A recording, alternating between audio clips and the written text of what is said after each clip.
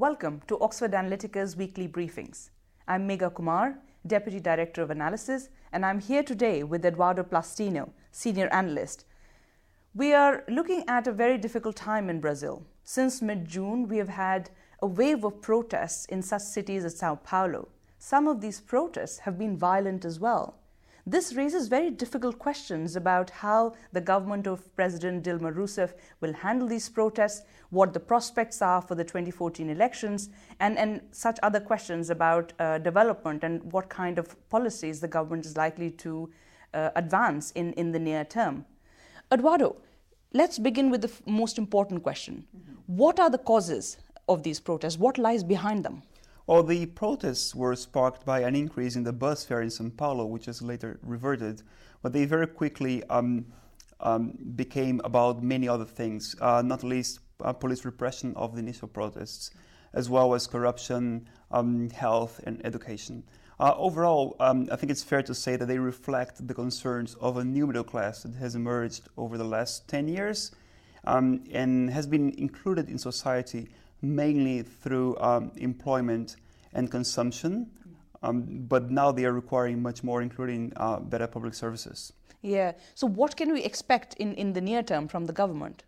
Well, the government has reacted at the federal level.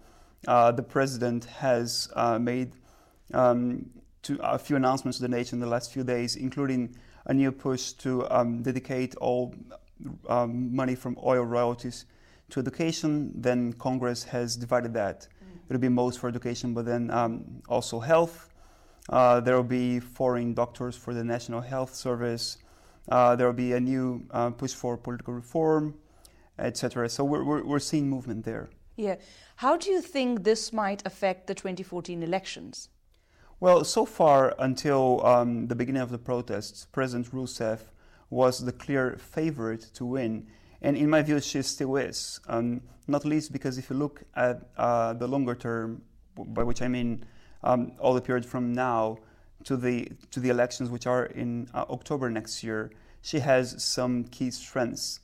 For example, I think the economy is not growing that much, but many people are employed, and therefore are satisfied with their own personal situation.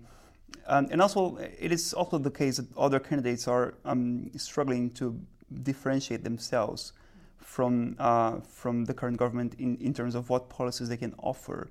Now, maybe the danger for Brazil right now is that we can see some candidate or maybe a group of candidates emerging with a strong populist agenda which promises solutions to all the problems that the protests have highlighted.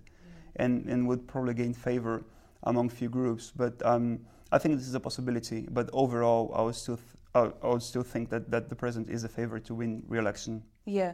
So, I mean, at Oxford Analytica, we have closely been tracking the risk that these protests might actually get hijacked by a populist agenda. Mm-hmm. So do you see that risk to be substantial? Is there any, effort on part of the government to make sure that they respond to these protests and the demands of the protesters in ways that are sustainable? Well, they are. The problem that I have, of course, is that the protests highlight long-standing problems in the Brazilian society. Corruption is probably an issue in Brazil for as long as most people can remember, if not everyone. The quality of education as well, health services are far from ideal for people who do not have access to private health or even for the best private health insurances. So it's very difficult to sort out those issues overnight. And I think the government, both at the federal level and at the state and city levels, will try to show something in the near term to ensure, that protests are addressed somehow. But of course, whether these things will have any specific result in the longer term is a very different question, and probably one which cannot be answered by one specific government. Yeah, no, I mean, it's fascinating that governments across the world, from Turkey to Malaysia to Thailand to India, are now grappling with precisely the same issues. Thank you, Eduardo. Thank you.